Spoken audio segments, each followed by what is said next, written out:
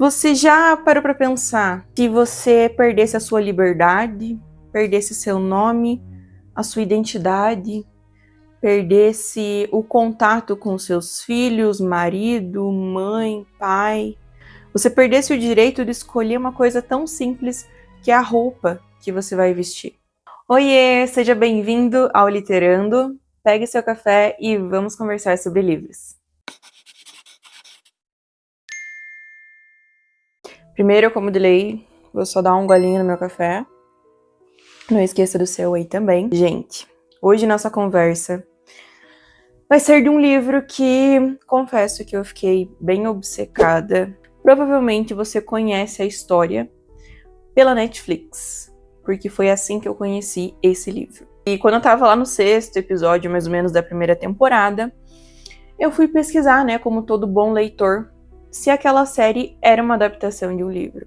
E aí eu descobri que era uma adaptação. E eu, meu Deus. Aí eu tive que comprar, e aí eu larguei a série e fui ler o livro primeiro. Confesso que eu não sou muito fã de adaptações de livros para séries e filmes, mas esse eu tenho que bater palmas pra Netflix, porque, assim, eu me interessei no livro por conta da série. Então, sem mais enrolações, deixa eu apresentar o livro pra vocês, né? Eu estou falando de O Conto da Aia, da autora canadense Margaret Atwood. Esse livro aqui é inspiração, né? Foi adaptado para a primeira temporada da série da Netflix. Como eu disse, é da escritora canadense Margaret Atwood. Ele foi escrito em 1985 e apesar, assim, não é um livro que você fale, nossa, é um livro super recente. É um livro que já tem um bom tempo, mas me surpreendeu, assim. É incrível, gente, de verdade. Nessa edição minha aqui é da Roku. Ela tem aproximadamente 370 páginas, sem contar as notas históricas, vai ter umas 347. Não é uma história, assim, super curta, mas também não é uma história muito longa, então acredito que, para quem não gosta dos calhamaços, essa é uma ótima história. Então, explicando um pouquinho sobre a história desse livro aqui. Aqui a gente vai ter uma distopia escrita pela Margaret. Vai ter a história dos Estados Unidos, que sofre um golpe de Estado e acaba sendo comandado por um governo teocrático cristão. Ele deixa de se tornar Estados Unidos e passa a ser República de Gilead. Na época que se passa essa história, o mundo todo está sofrendo uma crise ambiental com muita poluição, enfim. E aí isso acaba acarretando também outro problema, que é a infertilidade. Ou seja, a porcentagem de nascimentos está caindo muito. E aí nós temos, né, esse governo extremamente autoritário que acaba tomando conta ali dos Estados Unidos, que agora é Gilead, e vai tentar resolver todos esses problemas ambientais e de infertilidade. Só que assim, gente, isso é uma coisa, esse golpe de Estado e passar de Estados Unidos para Gilead é algo que acontece aos poucos, não é do dia para a noite. Então, aos pouquinhos, um dia é tirado um direito, no outro é tirado tal direito. Então, assim, as coisas vão mudando aos poucos, quase imperceptível. É algo que acontece tão sutilmente que acaba enganando as pessoas. Bom, aqui a gente vai ter alguns personagens principais, onde vai ser uma conexão de relação entre esses personagens. A gente tem uma protagonista, que é a June, que é a principal da história, né? A gente vai acompanhar especificamente a June, mas ela vai ter relações que seria a Serena Joy, o comandante, o Nick, o Luke, que é o marido da June quando ainda era Estados Unidos, a Hannah, que era filha da June também. Vamos ter a Offglen, que é como se fosse uma companheira da June, eu já explico um pouquinho mais. Vamos ter a Moira, que é a melhor amiga da June quando ainda era Estados Unidos. Aqui em Gilead, a gente vai ter uma coisa muito importante que se chama hierarquia. Assim como no nosso mundo atual a gente tem hierarquias de poder, em Gilead também tem, mas é algo muito autoritário. Então aqui no topo a gente vai ter os comandantes, que é como se fosse a elite, o governo, é eles que fazem as leis, eles mandam e desmandam em Gilead. Eles são os chefes das famílias. Vamos ter as esposas, que são as esposas dos comandantes.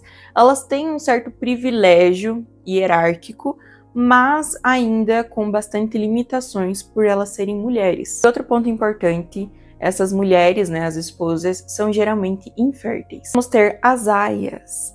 Então, a nossa protagonista principal, após aquele golpe de estado que eu expliquei para vocês, ela vai ser obrigada a se tornar uma aia.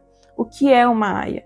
Uma aia é uma mulher que ela se prova fértil, fecunda, né, como ali os comandantes falam, são mulheres férteis que acabam sendo obrigadas a gerarem filhos para as famílias, né, para as famílias de elite, para os comandantes e as esposas. As aias, elas têm uma vestimenta muito característica, que todas elas vestem apenas uma roupa vermelha, com como se fosse uma touquinha. Eu vou colocar uma foto aí para vocês terem uma noção melhor. Como se fosse uma touquinha com uma aba assim na frente, então não é possível ver os rostos das aias assim. Digamos que elas não são pessoas, elas só são instrumentos ali do governo para poder melhorar a questão ali da fertilidade e nascimentos. E essa questão das roupas, gente, é algo importante ali na história, porque cada hierarquia veste um tipo de roupa e uma cor. Cada uma dessas cores vão ter como se fosse um significado. Ainda sobre as aias, né, como eu falei para vocês, imagine você perder o seu nome, a sua identidade. O nome que era das aias antes, né, quando era Estados Unidos, por exemplo, a June, ela deixa de existir. Agora ela é Offred, que significa, a gente vai, por exemplo, né, o comandante da June, onde ela vai servir aquela família, né, com o propósito de gestar uma criança, é os Waterford. Então, o comandante Fred Waterford, a aia, que é a June, vai se chamar Offred, ou seja, do Fred.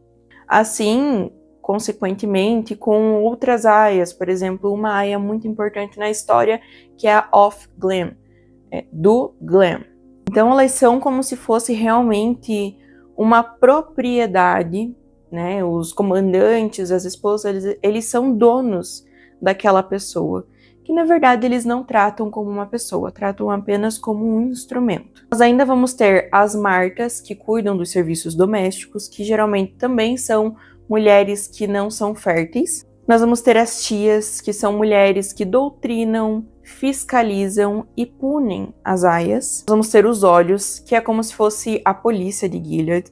Então eles vão fiscalizar e espionar toda a população. Você nunca sabe quem é um olho, quem não é. Nós temos os guardiões, que é uma polícia de uma menor patente.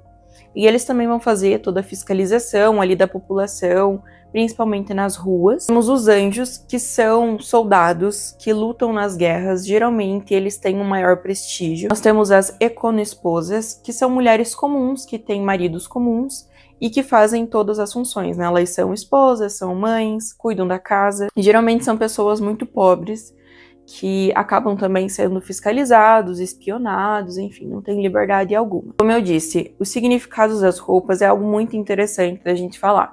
As aias, elas vestem as roupas vermelhas, né, que significam a maternidade, sangue e a fertilidade.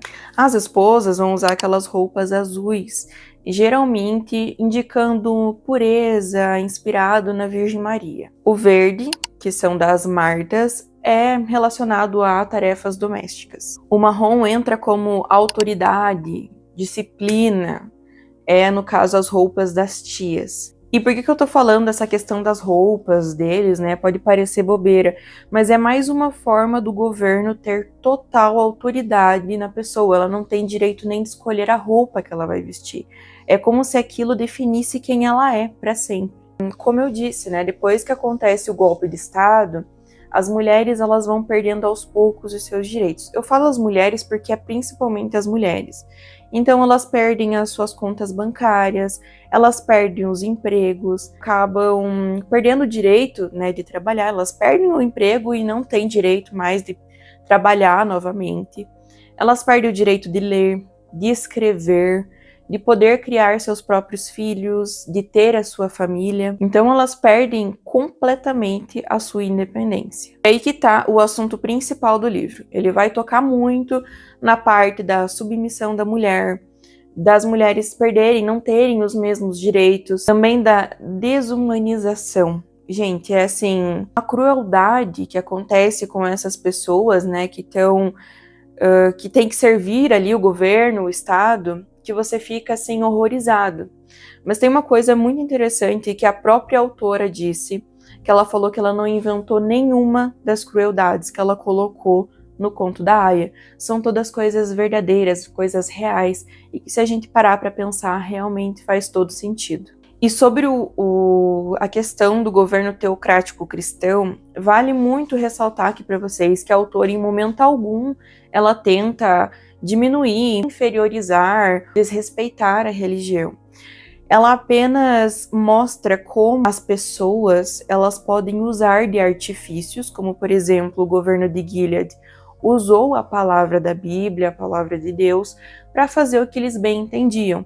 Então, principalmente os comandantes, né, juntamente com as esposas ali apoiando a causa deles, eles justificavam os atos cruéis deles com palavras da Bíblia. Digamos que eles faziam o que bem entendiam e justificavam ali com as leis, né, da palavra de Deus. Eles interpretavam da forma como eles queriam, apenas para benefício próprio. Isso controlava a população, justificava abusos, legitimava punições, mantinham todo o poder. E sobre as punições, né, que eu acabei de citar para vocês, é algo realmente muito cruel. A República de Gilead consegue controlar a população através do medo, do terror, da questão das punições mesmo. Então eles fazem punições muito cruéis, muito severas. Eu disse para vocês que as mulheres não tinham direito de ler e escrever.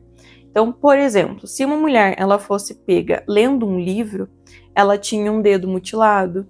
Se ela fosse pega escrevendo, ela tinha a mão mutilada. Então é algo assim realmente muito cruel e assustador para aquelas pessoas. Já aproveitando esse gancho, esse é um livro que vai abordar alguns temas sensíveis. Então, se você tem algum gatilho com algum tema relacionado a diversos tipos de violência, né, como física, psicológica, sexual, maternidade, perda dos filhos, tortura, fanatismo religioso e abuso de poder, peço para que você, né, realmente pesquise e veja se esse livro é realmente para você. Aborda todos esses assuntos, então se for um tema sensível para você, eu peço que tome muito cuidado, mas é um livro maravilhoso, né? Eu falo isso somente para alertar, né, para você não achar que é um livro bem fofinho, tranquilo, porque não é esse o intuito dele. Falando um pouquinho sobre as relações da protagonista com os outros personagens, ela vai ter eu acho isso muito legal no livro. Muito legal você acompanhar a evolução e o desenvolvimento dessas relações ali da June com os outros personagens. E isso é mais legal ainda porque a escrita da Margaret, ela traz como se fosse uma escrita muito intrusiva, muito introspectiva. A gente vai vivenciando todos os acontecimentos, todas as sensações junto com a protagonista. Então, você vai descobrindo o que é Gilead e o que acontece. É como se você estivesse dentro do pensamento da June, sabe? Gente, isso é fantástico. Eu achei, assim, brilhante. Às vezes as pessoas podem até estranhar um pouco, achar um pouco confuso, porque vai ter lembranças do passado da June, né? Ela vai lembrar muito da época que ela tinha liberdade, quando ainda vivia nos Estados Unidos. Mas é uma experiência, assim, única. Eu achei genial. A gente vai acompanhar também uma questão psicológica, né? Que eu falei pra vocês, da violência psicológica. Tanto as tias, os comandantes, as esposas, eles manipulam, são extremamente manipuladores. Então, eles falam toda hora pras Martas, pras Aias, né? Pessoas com baixa hierarquia. Então, isso é uma coisa que você acaba percebendo, né? Essa manipulação em massa que esse governo vai fazendo nas pessoas. Eu queria ler um trechinho aqui do livro para vocês terem uma ideia, né, de como é a escrita da Margaret, que eu acho brilhante. Aqui a gente vai acompanhar um pensamento da June, né? Como eu disse, a gente entra dentro da cabeça dela. Minha nudez já é estranha para mim. Meu corpo parece fora de época. Será que realmente usei trajes de banho na praia? Usei, sem pensar, entre homens, sem me importar que minhas pernas, meus braços, minhas coxas e costas estivessem à mostra. Pudessem ser vistas, vergonhoso, impúdico. Evito olhar para baixo, para meu corpo, não tanto porque seja vergonhoso ou impúdico, mas porque não quero vê-lo. Não quero olhar para alguma coisa que me determine tão completamente. Gente, eu não tenho o que falar, apenas apenas sentir. Aí, gente, que eu pergunto pra vocês, quero instigar vocês. Será que a June, ela consegue sobreviver nesse governo? Ela foi separada do marido, foi separada da filha, ela vive em controle total ali na família Waterford. Será que ela consegue recuperar a sua filha? Será que ainda tem uma esperança nesse governo? Isso é uma coisa que eu não vou falar. Você vai ter que ler o conto da Aya para descobrir. E assim, gente, as minhas impressões desse livro são as melhores possíveis. Sabe aquele livro assim que você termina ele, mas parece que ele continua com você depois de muito tempo?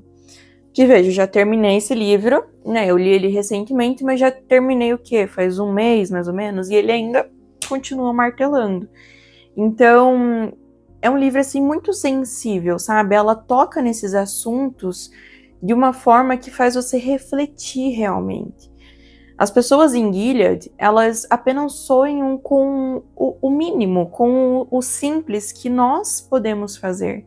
Como, por exemplo, formar uma família, ter uma casa sua que você pode cuidar da forma como você quiser, escolher as suas roupas, poder ler os livros, poder escrever, né, ter liberdade de expressão.